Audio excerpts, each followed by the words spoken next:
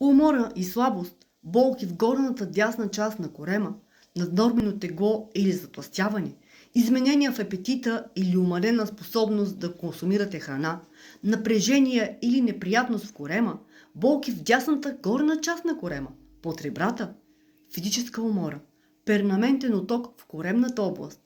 Най-вероятно имате омазнен черен дроб. Черният дроб защо е важен? И как работи черният ни дроб? Той е много важен орган. Постоянно е активен.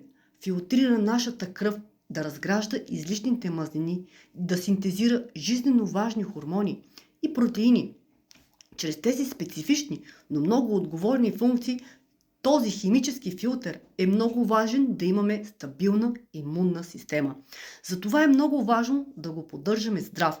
Нашия черен дроб, да предотвратяваме неговото увреждане чрез разумен, здравословен и балансиран начин на живот.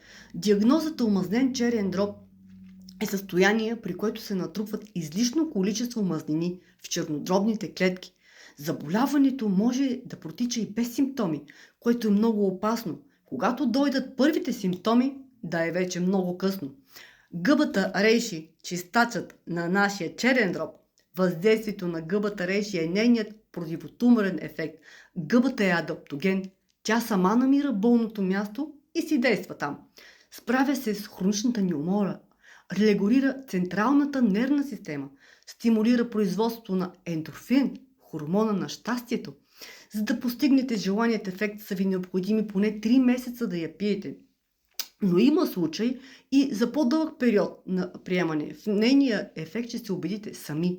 Стига да не се откажете някъде по средата. Ако искате да имате тази невероятна гъба, пишете ми налично.